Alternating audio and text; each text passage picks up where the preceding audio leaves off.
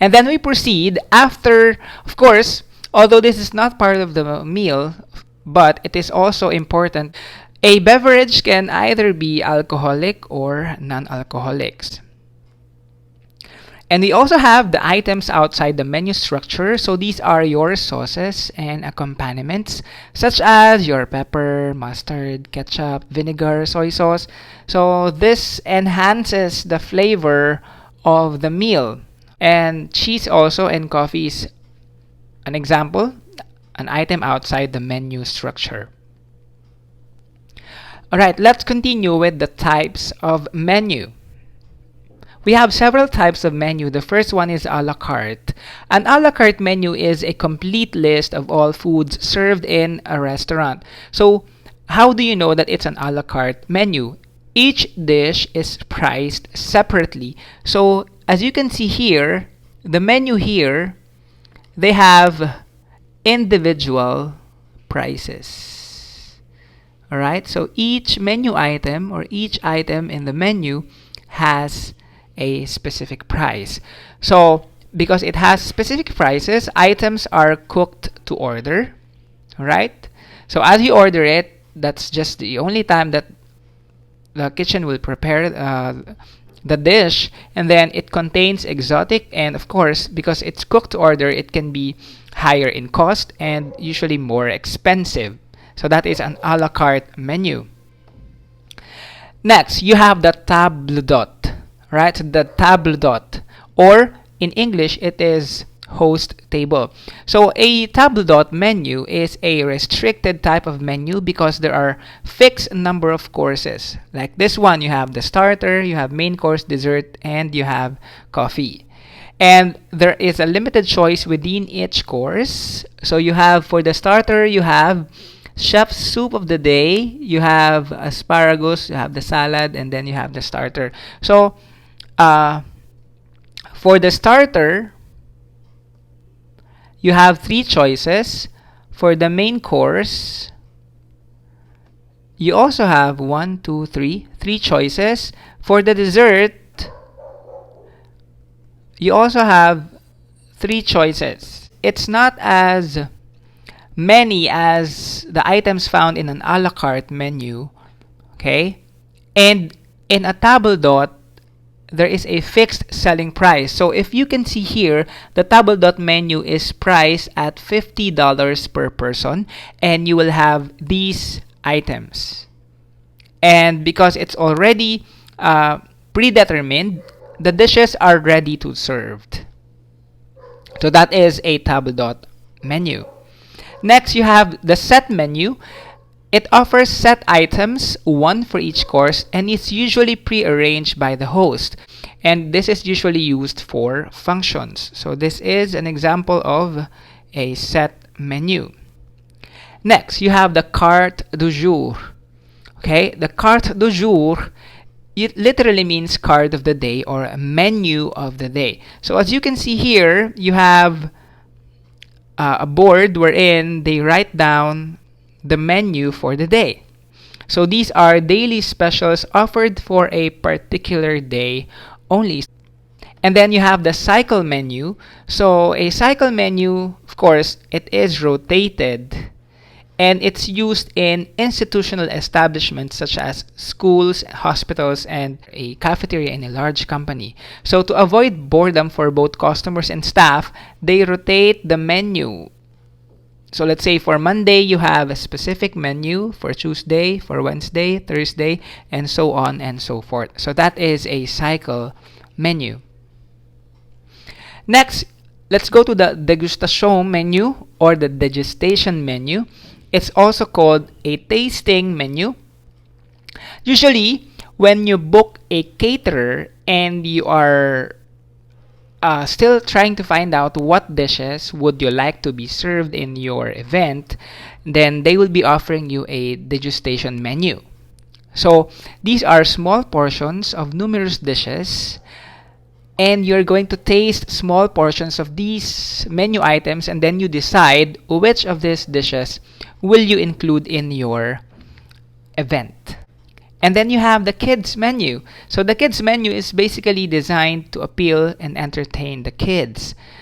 So usually these are the staples. Let's say you have muffin, bread, chicken, fish and chips. So food items can be shaped as robots, animals with bright colors so that the kids would be attracted to these items. Okay, and it can also entertain them. Next, we go to suggestive selling. So after knowing all the different types of menu, you will only become an effective food and beverage staff if you know how to perform suggestive selling. So before you can perform suggestive selling, you must have menu knowledge. So whatever menu that you have in your restaurant, you have to be familiar with it, from starters, soup, salad, up to the beverages. Because you cannot really effectively sell the items in your menu if you don't know your menu. And after being familiar with your menu, this is the only time that you can perform suggestive selling. So suggestive selling is a strategy used to help customers in selecting food items to eat in a restaurant. Now, to perform effectively, as I have mentioned, you must be familiar with all the menu items offered in your restaurant, and as well as what dishes go well with other dishes. So this is what we call food pairing. It does not mean having the guest order the most expensive items. So some people believe that when you suggest items in your menu, you must always select the most expensive item. No, that's not the way to do suggestive selling. So the goal in suggestive selling is for you to suggest and help the guest select the appropriate dishes that will contribute to a satisfying dining experience, because in the end, it's what they want to eat and it's what they like to eat that will matter. Okay, so even if you offer them the most expensive item, if it's not within their budget or if it's not within their diet, they will definitely not order that dish. Okay, so these are now the different techniques that you can perform in suggestive selling. First is you have to complete the course or the meal courses. So let's say you are not a fine dining restaurant and you don't have soup, you don't have all those starters. You can have just a selection of starters, okay, for your customers. You can have a salad or a soup or either of the two, and you can have main course, you can have dessert, and then after that beverage. But let's say if you are a restaurant, a full serving restaurant, you have all these items. You can have appetizer before having the soup, and then you have the salad, main course, and then dessert, and then you have beverage. So meaning if the guest ordered for a main course, you will suggest a starter. All right, so you will suggest a starter to complement the main course. And then after, let's say, suggesting a starter, you will again also suggest a dessert that will go with the items already ordered. And of course, you have to complete the course by offering some beverages. So it will just be depending on the specific preferences of your customers, or you also have to take note of their specific diet. Next, you have to suggest the best-selling items on the menu. Why? Because a best-selling item or a best seller, it is considered the most ordered item on the menu. And why is it the most ordered? Because it's a customer favorite. So it might be an item that is so well thought of and so well prepared, well seasoned, which is why it has become a customer favorite.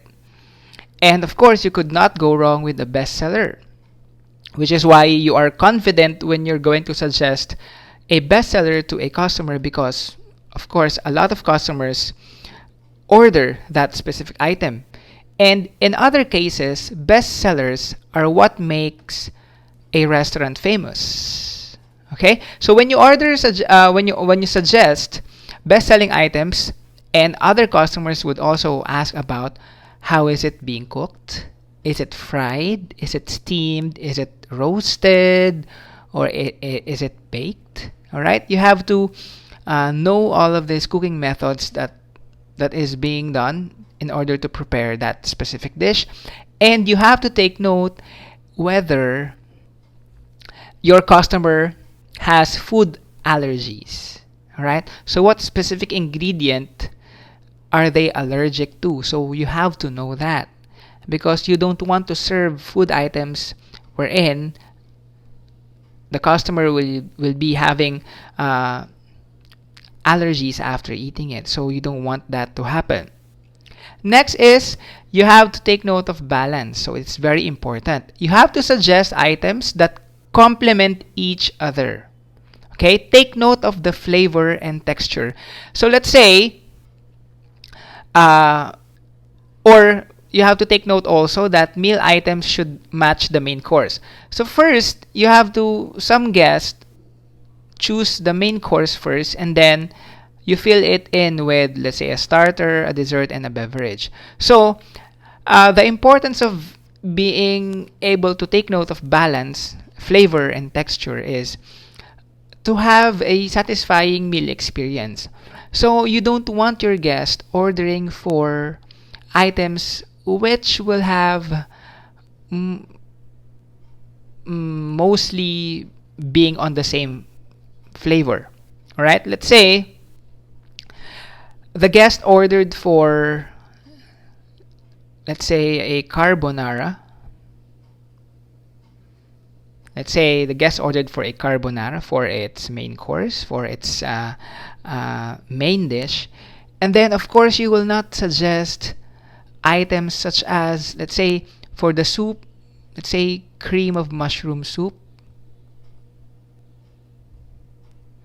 And then for the dessert, let's say vanilla ice cream. Alright, so if you will notice, these three, you have your starter, you have your main course, and you have your dessert. But most of them are cream-based items. So you have cream of mushroom soup, which is cream-based. Carbonara is also cream-based. And you have vanilla ice cream, another cream-based item. So this is what you want to avoid when suggesting menu items to your guests. So you have to take note that there must be a balance of flavor and texture within the course. Okay, so you have to suggest items that complement each other and not just have one type of flavor or one type of texture or one type of base. Okay, which is why balance is really important. Now, for the last portion of this discussion, so I'd like you to do an introspect. So, meaning, think of your last restaurant experience. So, you recall your last dining experience in any restaurant, right? Any restaurant, meaning any establishment that serves food. So recall your last dining experience in any restaurant, and then you have to indicate the name of this restaurant and what is their best selling item. Okay, so recall your last dining experience, you indicate the name of the restaurant and what is their best selling item. So that is the last question for this learning session. So again, you have to put your responses in the comment section of the video, and I will be reading and trying to reply to all your messages. Okay, so this is the end of my discussion about menu, and I hope to see you again on the next video. So please have a good day and always stay safe. God bless.